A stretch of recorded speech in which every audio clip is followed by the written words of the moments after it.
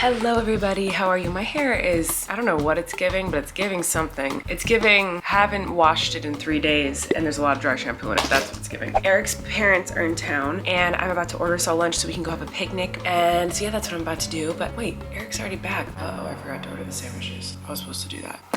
Okay, I gotta go order sandwiches. What'd you get from Grandma Nita? Get some froggies? Can you give them cuddles? Oh, cuddles. Oh, you shy about your cuddles? Cuddles. What are you doing just spinning around like that, silly goose? Yeah? Cuddles.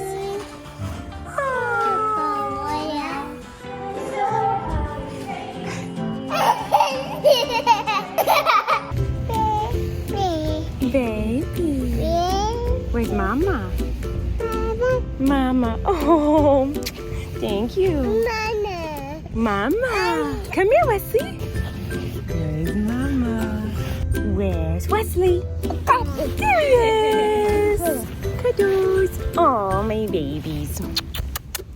My babies. I'm a jungle gem. I'm a human jungle gem.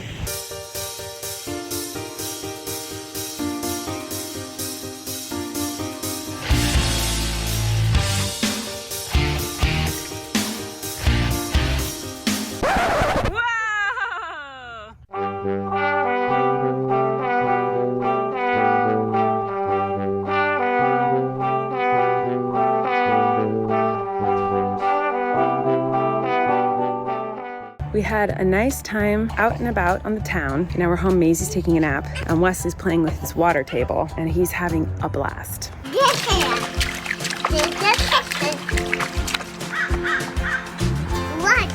Water, yeah. Water. Yeah, water. Yeah, can you splash?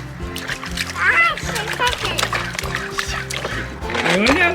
When they went to touch the water, I was surprised it was like all warm and I was like, oh, jacuzzi water. Yeah, we put warm water in there so it doesn't get cold.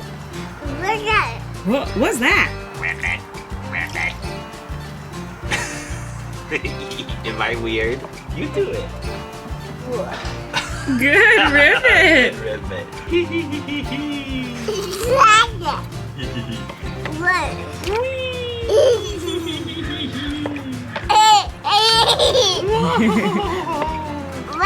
Oh, I got stuck. What's the ducky say? Meow? The ducky says quack, quack, quack. It's a duck? It says quack, quack, quack, quack, quack. A duck. A dog, yeah. What? Ruff, ruff, ruff. What? Yeah. It's a Oh no. Whoa! Wesley! Cool, dude. What? Okay guys, I don't know if this is just a me getting older thing, it most likely is, but when it's cold outside or if I'm cold, my bones hurt. That's never happened to me in my life, but like literally my bones feel sore and ache when it's cold outside. Is that normal? Probably not. What does that mean? Does it just mean I'm an old person now? I don't know. Hi beauty queens. Okay, it's much later. I had dinner with Eric's parents. It was lovely. Kids all went to bed and I'm gonna answer some tortilla talk questions, which means I need my tortilla. Let's get started. We've got some good ones today, guys. Buckle up. Hannah said, tortilla talk question, when's the new merch dropping? I'm so excited I'm coming to your Nashville show. Yes! Your husband got the meet and greet tickets for Christmas. Oh my God, I'm so excited to meet you, Hannah. This merch, I Cry a Lot, and then there's a couple others, like a lavender California hoodie. I don't know, it's like all kind of like monochrome moments. It's supposed to come out like basically now. They're waiting on me to take pictures. Like I need to take like professional, nice looking pictures. They need those photos so they can upload it to the website, but instead of taking the nice pictures, I'm like doing scavenger hunts for Valentine's Day and like making cards out of candy and blowing bubbles for my kids, like when I should be getting professional photos. photos. So hopefully I will get those taken in the next couple of days. And maybe I just won't even get professional ones. I'll just take them on my iPhone. Like, you guys don't care. Can I just take them on my iPhone? Because in order for me to like find a photographer and schedule and all this stuff, I feel like it's gonna take weeks. Whereas like maybe I can make them look really fancy and make them look professional, and FanJoy will be like, oh my gosh, you got professional photos. And I'll be like, yeah, I did. But really I just took them on my iPhone. So I think I'm gonna do that. What do you guys think? I don't know. But it's supposed to come out soon. It's supposed to come out like this week or next week, but it just depends on me getting my pictures of the new merch. Tortilla Talk question. I heard you mention in the podcast that you used to see drag shows and got inspiration for your own show. Do you have a favorite drag performer or one that has inspired you the most? I love you so much. Yes, I do. So in the beginning of my career, I performed in Provincetown quite a few times. When I would perform there, it was basically my show and a bunch of drag queens. Like, that's who performs in Provincetown. I haven't performed there in many years, but when I did perform there, basically the only shows I knew of were drag shows. So I would go see these drag shows, and one drag queen who I think is absolutely incredible is Varla Jean Merman. She is so freaking funny, and she's been in the industry for a very long time. So like, I know drag queens, everyone like knows of drag queens now a lot of times because of like the show Drag Race, which is incredible. But like, obviously drag queens have been around for a lot longer than that, obviously. And she's one of these queens who's just been here for so long, and she is so talented and very funny, pretty vulgar, but I really loved going to her show. I was always impressed with her costumes and her props and her comedy. I really, really love her. Then obviously I also love queens from Drag Race too, like Bianca Del Rio, I think is really funny. Bob the Drag Queen is super freaking funny. I mean, I love them all. Like, I really do. I think they're all just so great. And I think drag queens are incredible artists and incredible performers. It's an art. Like, it really is an art form. It's a performance art to be a good drag queen. And it's super, super impressive. And so I'm very inspired by them. Every time I've seen a drag show, I leave like extremely inspired and like want to work harder on my show. Yeah, I think they're amazing. And it's been a while since I saw a drag show, so I need to go back to them. But I used to watch them all the time back in the beginning of my career, and I'm talking like over a decade ago. Anyway, next question. Tortilla Talk question, Colleen. I have a new grandson, my first. Congratulations, Mary. I know you've said it in the past, but please tell us again what your favorite brand of bamboo jammies is. I saw a lot of questions about bamboo jammies for some reason. Like, I actually saw like quite a few about bamboo jammies because that's what I put on my kids. I saw a few people saying like, hey, they're super expensive. And I saw one woman in particular say like, hey, what do you do with your bamboo jammies after your kids grow out of them? Because like, I want some for my son, but like, they're so expensive. I can't afford them because they're crazy expensive. And I wish I could send them to you, but I couldn't. I even went to your page and I tried to figure out how to find you and like contact you so I could like send you some of mine, but I couldn't figure it out. I tried to find you on Twitter and Instagram and I couldn't find you. Anyway, I donate them. Whenever the kids grow out of stuff, I donate the clothes.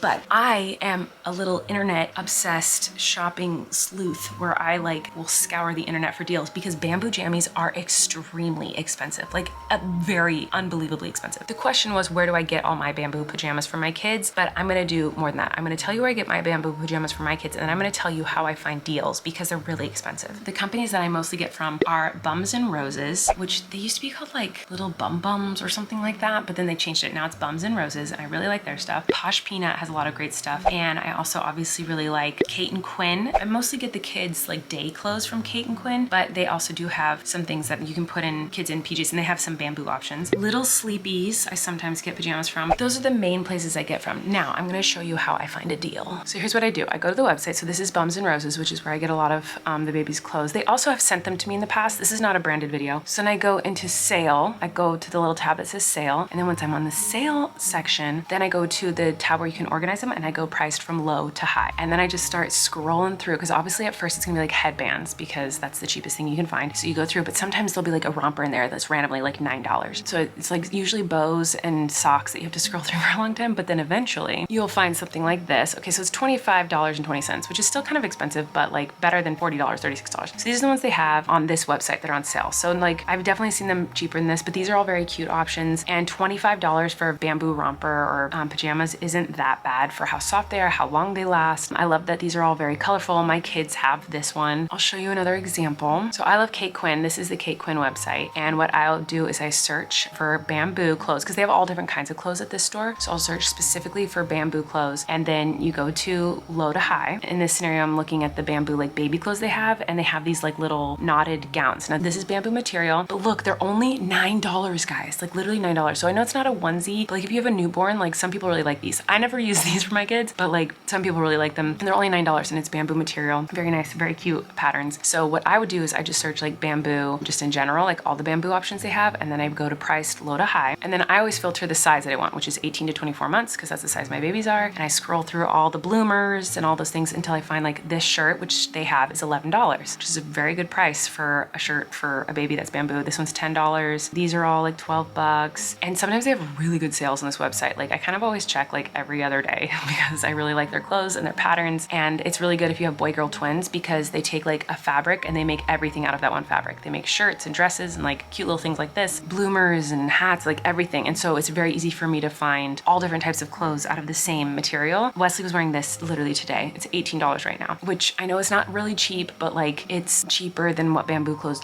usually are. But they make all different types of cute styles, as you can see, and they have so many cute little patterns. Maisie has this one. So yeah, I really like that store. The next one. Okay, I just found this website. I've never bought from this before, Laurie & Co, but it popped up when I Googled about bamboo clothes and it looked like it's on sale. So I'm checking to see prices low to high. $12. This cannot be real. I've never bought from this, so I can't vouch for this company, but it looks like they have bamboo onesies for $12? What? That's really cheap. So I will buy some tonight from this company and tell you if they're any good, but it looks like they're having a sale right now. So if you're looking for some bamboo onesies, whatever this website is, looks like they have, okay, and then they go up. So then there's $28, $36, which is like typically what the prices are of bamboo onesies. But I basically like Google bamboo onesies or bamboo pajamas for babies. And then I look at all the sites and filter it all from like if they're having a sale. I look for coupons online because they're my favorite pajamas. And I've tried all different types of pajamas and like the bamboo ones are just the best. The two-way zipper bamboo pajamas are so great. Those are the ones I like, but other moms like other ones. Those are the ones I like the best. And I always am looking for a sale. You never have to pay full price for bamboo pajamas. You can find them on sale. Anyway, no one cared or wanted to know about that, but there you go. Here's another baby question. Lauren said, tortilla talk question. I'm expecting my first. I'm overwhelmed by the world of baby products and brands. Do you have any recommendations for main items like cribs, strollers, toys, etc.? I do have recommendations, but also like my biggest advice would be this. Every baby is so freaking different. You and your relationship with your baby and your living situation is different than anybody else's. It is specific to you. So things that other moms swear by really might not work for you and your kid. So always keep that in mind because there are things that everyone swore by that like never worked for me. Like for example, the Snoo is a crib that most moms are obsessed with. Like everyone thinks it's the best crib in the world. Everyone says that it's like the miracle to make your baby fall asleep. And so I bought it and it is extremely expensive. I bought it for Flynn and he hated it. I've never seen Flynn so upset as a baby as when I put him in the Snoo. Like he hated it. And so it didn't work for me, but most moms swear by it. And I thought like, what's wrong with me? Is there something wrong with me? Is there something wrong with my baby? Why doesn't my baby like this thing that all these other moms like? The answer is he just didn't like it. And that's because he's just a human being who has likes and dislikes. And that's how it's gonna be with you and your baby. So things that I like might not work for you and your family. And things that other moms like might not work for you and your family. And I've seen moms be like, the wiper warmer thing is garbage. It's a waste of money. You'll never use it. Don't get it. I've seen a lot of moms say that. And I swore by that with Flynn. Like I needed to have that with Flynn because if we did not use the wipe warmer, he would scream so hard he would like choke because he hated the feeling of a cold wipe on his bottom because of course that's not fun, but he really hated it. And so it made diaper changes traumatic. He was so upset. So we had to use the wipe warmer. Like I couldn't go anywhere without it. Whereas with Maisie and Wesley, like they literally didn't care. We never used it because they literally didn't care about wipes. Just every kid's super different. So the products that I loved might not work for you guys. But again, with the same way with like the clothes, I just did a lot of research. So I would just kind of Google like the best cribs of 2023 and read all the reviews and read all the articles about it, and the best strollers of 2023 and read all the reviews. Like I just bought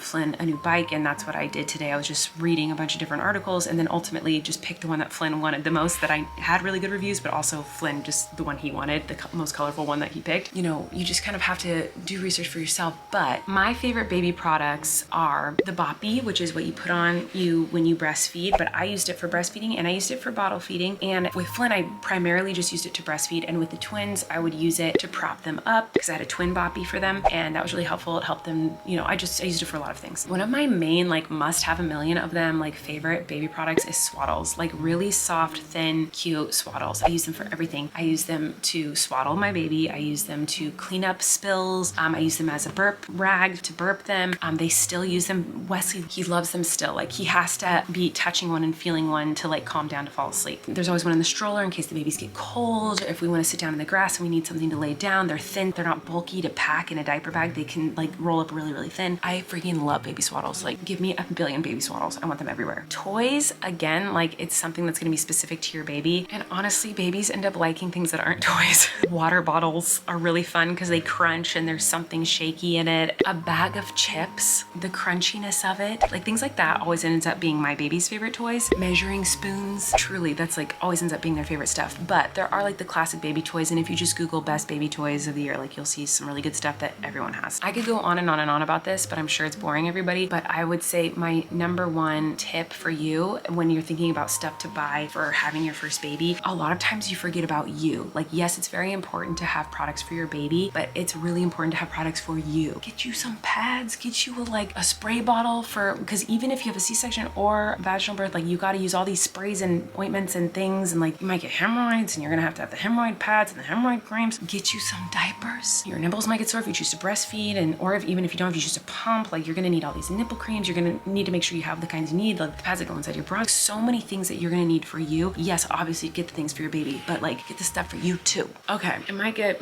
intense here. Hopefully not. Hopefully it's fine. But Emma said, Dirty Talk question, apologies if this is too personal of a question, but how have your symptoms of postpartum been? Have you still been experiencing postpartum anxiety, dermatillomania? I hope you've been feeling better because I can't even imagine how hard all of that has been. I love you and your videos. Thank you. You're so sweet. It's not too personal of a question. Obviously, I've been very much of an open book on that type of stuff on here. So as far as postpartum anxiety and depression, I feel like I'm definitely on the upswing and way better than I was, because I was not doing well after I had the twins, but it's been over a year, and yes, postpartum can last, I think, up to 2 years, which is crazy. I feel like I should be out of it, but sometimes I think I'm not. Like I have days it kind of goes up and down. Some days I'm totally fine and feel normal, and then other days I'm like really, really, really anxious or super, super sad or really angry. Like I really feel like I have these intense mood swings that I've never had in my life until I had kids. I will say it's gotten a lot better than it has been in the past. It just kind of depends on the day. However, I wanted to answer this question because you asked about my dermatillomania, which is something I haven't talked about in a long time. And it is something that I kind of started talking about online, one, to find support and help,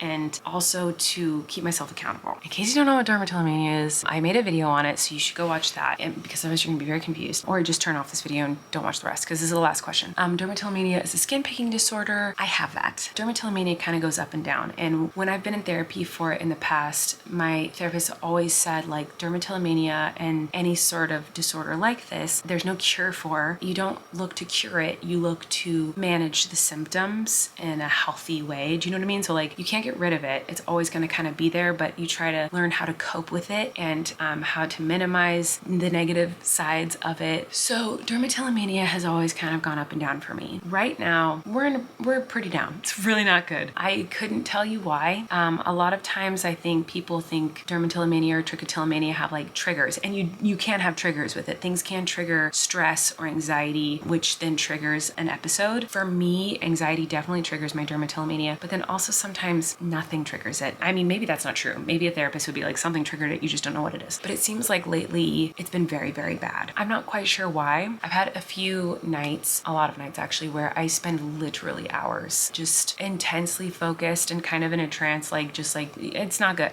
It's been really not good, to the point where now, like, my skin, I feel like, is getting used to the fact that this is gonna sound so strange to people who don't have dermatillomania. So if you do not have a skin picking disorder, just know that this next sentence is going to sound totally strange to you, and you're going to probably just be like, what are you talking about? And I please urge you, if you're interested, to go watch my video on dermatillomania or anyone's video on dermatillomania to learn a little bit about it. But anyway, I feel like my skin has gotten used to me ripping it off. Like, I don't even feel like I look like I have human skin anymore in some places. It's really, I hate it. I think I've done so much damage to my feet that if I were one day to just suddenly stop my dermatillomania episodes and just like never ever did it ever again, my feet would still be like, look completely scarred and like insane for the rest of my life. Like, I cannot imagine a world where they don't look completely insane. I'm embarrassed by it. It sucks. I wish I had a better report for you. I wish I could come on here and be like, guys, I'm doing so good. Like, and there's hope. I wish I could say that, but I can't. It's really, really bad right now. It's embarrassing and it's it's crappy to admit, and I wish I could just stop. And I know to anyone on the outside of this disorder would look at it and just be like, why don't you just not do it then? Like, why don't you just do something else instead? Like, I wish I could. Like, I wish it was that easy. I wish that like I should be like, oh, I don't want to do this. This is not what I want to be doing right now. Like, let me do something else. Like, I physically, I cannot. And that's not being negative. Like, I literally feel that would be impossible. That's something that I need to work on. I need to get back into therapy and get help. That's the point I'm at. I need to go talk to a specialist on this again because it's getting really bad. So I'm sorry I don't have a better update on that, but that is the truth, and that's the situation. So that's it is what it is for now, but I need to be productive and try to better that for my life and for my kids because I want to have skin on my feet like the rest of the world. Okay, I'm gonna go. It's midnight. I will talk to you guys tomorrow. Have a great night. I love you, and be kind to yourselves. Okay, goodbye.